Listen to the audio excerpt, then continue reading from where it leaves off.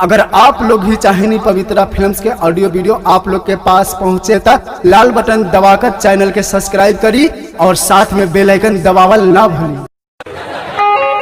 बुलावल नहीं हाँ बात ले ले यार हलवा 6 महीना पर हाँ तो हम घरे ना रही बियाह करके आयल बड़ी तब से मोही दिन चल गई अभी तक ना आ रही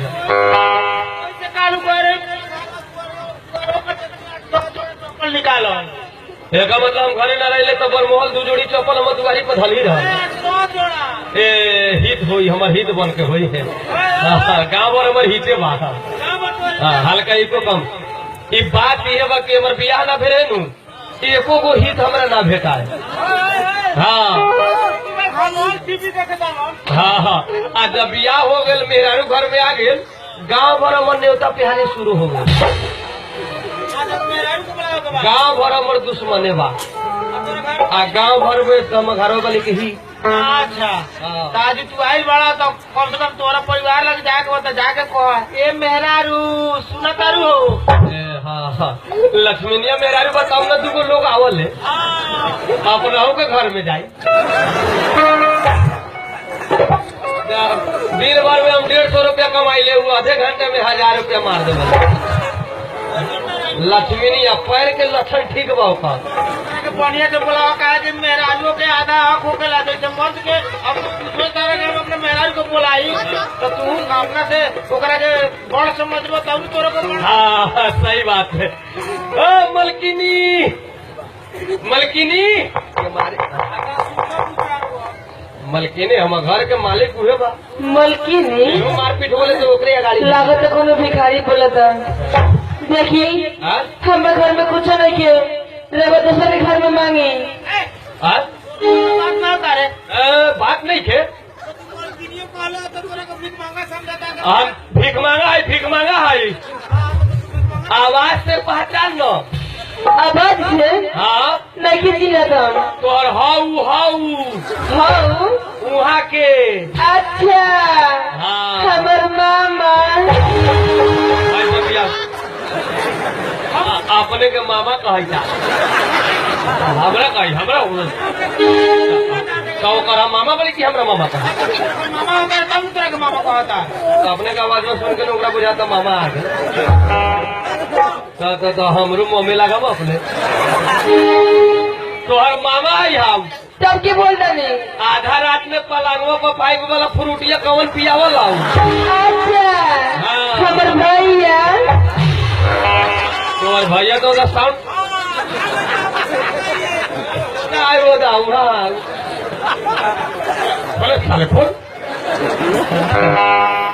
भैया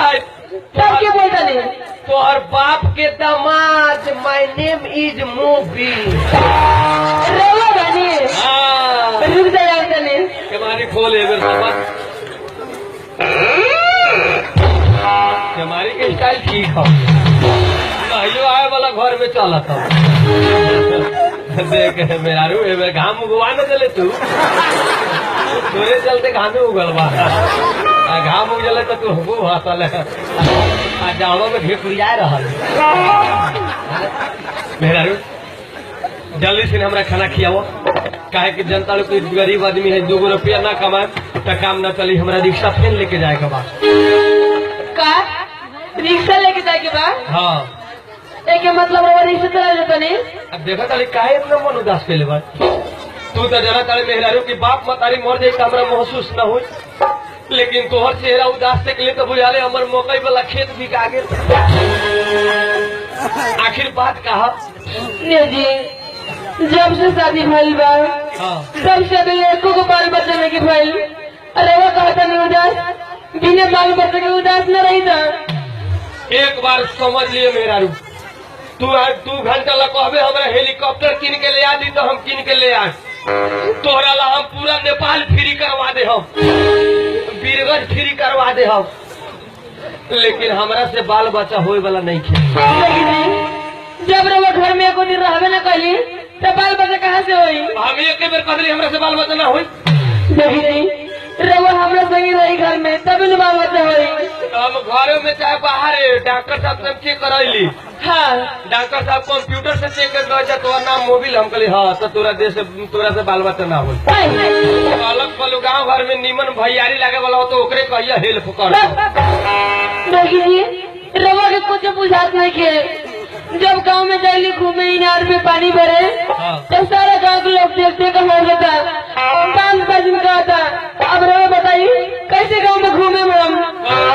कौन गाँव के लोग हंसे कि मोबिलवा के बाल बच्चा ना हो खाले सारा गांव के लोग देखा होता 5 बजे का था हमरा के तो जब गाँव के लोग हंसे तो ओकरे जाके कह तुहे जलमा दो लोग जलमाई खा ले आओ न चाहे बाल बच्चा में लेकिन जी हमरा क्या होता है बाल बच्चा चाहिए तुझे जन्मा था आज से तू जिम्मेवारी देती ना गलती बोला ना गड़बड़ा गल मेरा बाल बच्चा ला टेंशन न कर पुरानका लोग कहले बाल न बच्चा नींद पड़े अच्छा एगो बाल बच्चा ना हो ठंडा में दोनों व्यक्ति सट के सुत रहा एक हो जाए तो ठंडा में रात में बीच में सुता दे रात भर कहीं हमरा चाहिए बाल बच्चा हमरा ना चाहिए बाल बच्चा भरे फले देखिए जी रवा ऐसा करे हमरा बाल बच्चा न बोल जमी घर छोड़ के भाग जाए हमरा क्यों करिए बाल बच्चा चाहिए चली रवा हमरा चेक करवा दी चेक करवा दे हाँ हाँ चल चीनी भाटा में चल चीनी भाटा में हाँ। वो मीठा बनलो में चेक हुई 2000 रुपया ईटा पसले वाली वही में रह गए बल्ले ढेउआ ले चलो अरे मालूम नहीं खे हाँ। जौन दहार आल रहे वो दहार में चिमनी भाटा हम लोग मालिक मैनेजर सब दहा के भागल बा तो तुहे कोनो उपाय बताओ ना हम किंग करूँ उपाय हाँ हाँ एगो उपाय बा कौन उपाय बा देखी जी अपना गांव में मठ बा हाँ सुनी हा वही में एगो साधु बाबा आल बा आज जौना मौगी के बाल बच्चा न होला ना बाबा के पास जाला तो हो जाला जी हम लोग ले चली ना बाबा के पास आपा गणासी से काट दे काहे लहरिया काम करब काहे साधु से बाल बच्चा हुई हाँ देखी तू तो गांजा पी के 24 घंटा भकुआ रहल ऐसा बात नहीं की कितना गोरा के बाल बच्चा हो गल बा शक्तिशाली बाबा हो एक मेरे फिर से हम सुन ले रही जावना मौगी के अगर बाल बच्चा ना हुए बाबा लंग गिला पर एक ही बेर में लाइन की लिया ए जी हाँ तब चली ने बाबा से करवा दी कथी करवा दी झाड़ फूक एक फ्रेश कह ना उन्हें कह दे झाड़ फूक यही लगा आधे बोलिए मठ में बाबा कमंडले लेके छूट गए ये कह दे चली झाड़ फूक करा दे जब तोहर विश्वास बा बाबा पर बाबा कहाँ के बा अयोध्या के बाबा है इंडिया हाँ ए जीपुआ में घुमलू तवन बाबा हाँ कएगो महाजग बिगाड़ दिले दौड़वा के महाजग 2 दिन में उसरवा दिले तू बाबा ना इधर बाबा है दोसर बाबा बा हाँ जब तोहर विश्वास बा बाबा पर तो मेहरारू तोहरा पर हम विश्वास बा हाँ बाबा लग तोरा ले चलम चेक करावे अगर बाबा लग जाला तो ले जाओ बाल बच्चा न भेल तो समझ लीजिए एक जोड़ी चली ना एक बेर का 50 बेर चला चली ना लेकिन बाबा लंग चले से पहले हम आज ना बिहान सवेरे चले काहे जैसे कि हम 1 बोतल दारू पी ले बाड़ी देखी आ दारू पी के मठ में न जाए के होखले हम हाँ। तेरा टेंशन मत करी तो बाबा हमरा दिया पूछो कौन है हाँ। तो कैसे कह दे हमार मर्दा है बाल बच्चा ना हुई तो मर्दा बनी मर्द न कहे भैया हमार स्वामी नाथ हमार स्वामी नाथ हाँ। पति देव हाँ कहिए लव मैरिज करके बियाह कर ले बाड़ी ठीक हो चले पूछो कि दारू पीता है हाँ। तो कहिए ना बाबा दारू न पिए दूध पिया चलानी दूध कहिए ठीक हो चली कहाँ चले बाबा लगे बाबा लोग यहाँ चलो पहले चल ना घर में ना बाबा लगे चली पहले चल हियाँ तो कह दे चलियो कथी कहे बाबा बाबा झाड़े फूक न करी हाँ। मेहनत तो हम नहीं के करे के हो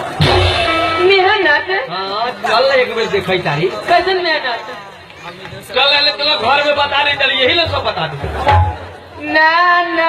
मैं इसके बताई छोड़ दे ना चाहिए बाल बच्चा